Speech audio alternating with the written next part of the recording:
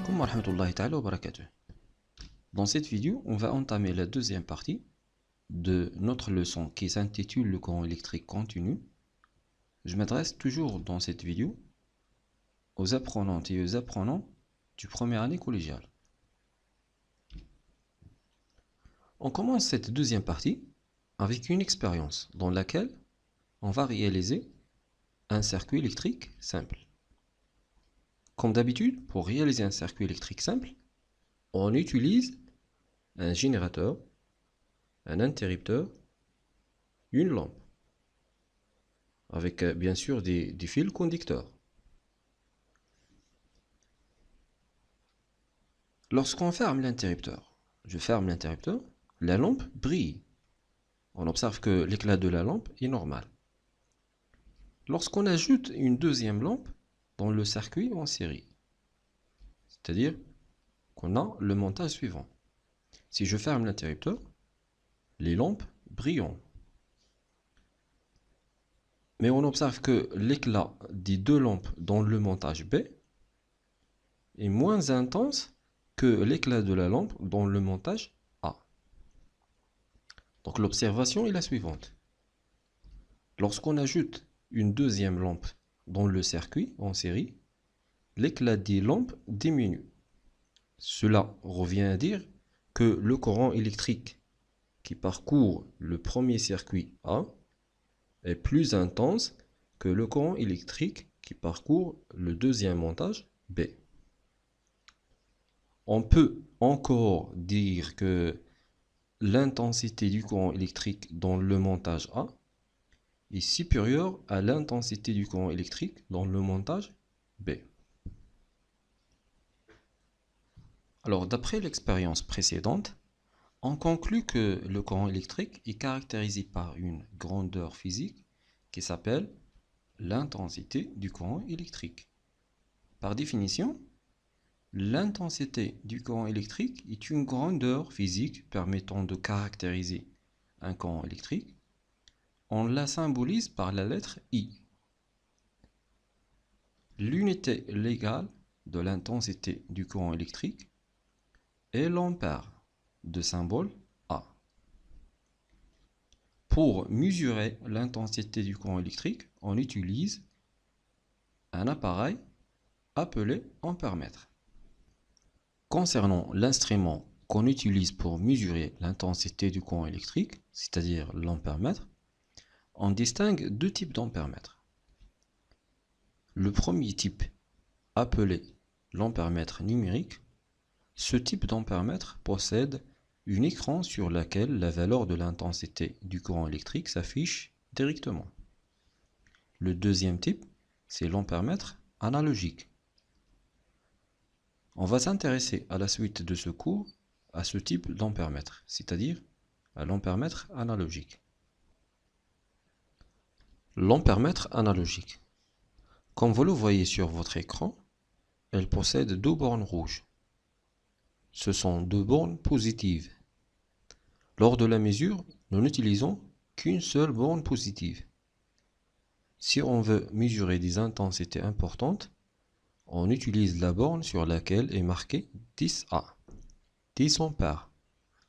Par contre, si on veut mesurer des faibles intensités, on utilise la deuxième borne sur laquelle est marqué MA, milliampères.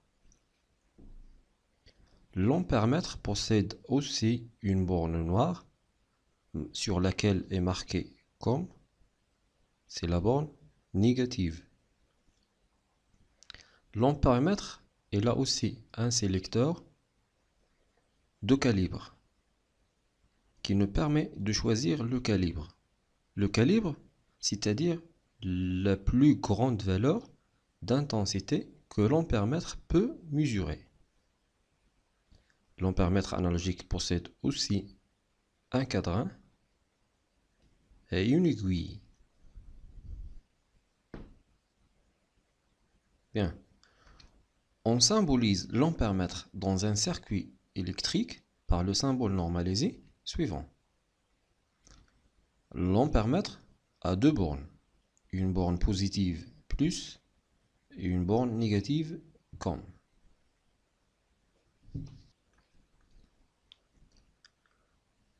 la question qui se pose maintenant est la suivante. Comment peut-on mesurer l'intensité du courant électrique qui parcourt un circuit à l'aide d'un ampère-mètre? Donc pour mesurer l'intensité du courant électrique, on procède aux étapes suivantes.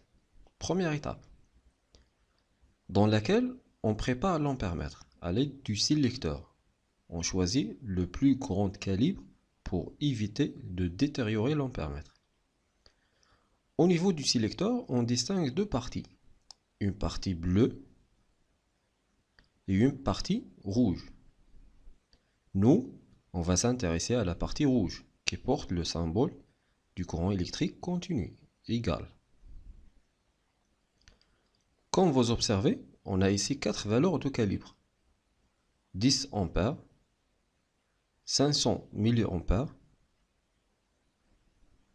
50 milliampères, la dernière c'est 5 milliampères. La valeur la plus grande est 10 ampères. Donc on va régler le sélecteur sur la position 10. Deuxième étape. On introduit l'ampère-mètre en série dans le circuit électrique, de telle manière que le courant électrique qui traverse l'ampère-mètre entre par sa borne positive. C'est-à-dire qu'on branche le pôle négatif de la pile avec la borne négative comme de l'ampère-mètre. Et le pôle positif de la pile avec la borne positive de l'ampère-mètre. Si on veut schématiser ce circuit à l'aide des symboles normalisés, on obtient le circuit suivant. Le pôle positif de la pile vers la lampe vers l'interrupteur vers la borne positive de l'ampère-mètre, la borne négative comme dans l'ampère-mètre vers le pôle négatif de la pile. Donc si je ferme l'interrupteur, on va observer que l'aiguille de l'ampère-mètre bouge de sa position initiale. Mais la déviation de l'aiguille est très faible, ce qui signifie que le calibre n'est pas convenable. Donc la troisième étape consiste à déterminer le calibre convenable sur laquelle l'aiguille s'arrête le plus loin possible vers la droite de l'échelle de lecture. Comme le calibre qu'on a choisi est grand, donc on baisse le calibre. Donc je règle le sélecteur sur la position 500 mA. On observe que la déviation devient importante, mais elle est toujours insuffisante. C'est pour cela, je vais encore baisser le calibre. Je règle le sélecteur sur la position 50 mA. Et voilà.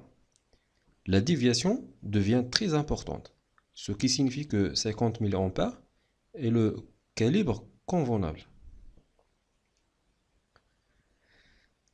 Donc, on passe à la quatrième étape. Donc, cette étape consiste à déterminer l'intensité du courant électrique qui parcourt le circuit en utilisant la relation suivante. I est égal à C multiplié par N minuscule, le tout divisé par N majuscule. Avec I, c'est l'intensité du courant électrique.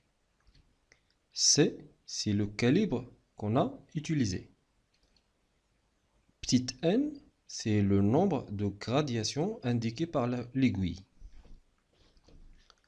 Le grand N, c'est le nombre total de gradations sur l'échelle de lecture. Alors, calculons dans ce cas la valeur de l'intensité du courant électrique qui parcourt le circuit. Donc, on va utiliser la relation précédente. I est égal à C multiplié par N, le tout divisé par grand N. Dans ce cas, on a choisi comme calibre convenable 50 mA. c'est le calibre indiqué par le sélecteur. Petite n, c'est la division indiquée par l'aiguille. Donc on observe bien que l'aiguille s'arrête entre la division numéro 6 et la division numéro 8, exactement au milieu. C'est-à-dire que l'aiguille indique la division numéro 7. L'échelle de lecture comporte au total 10 divisions. Donc, application numérique, on remplace dans la relation précédente, C est égal à 50 mA. Petit n, c'est 7.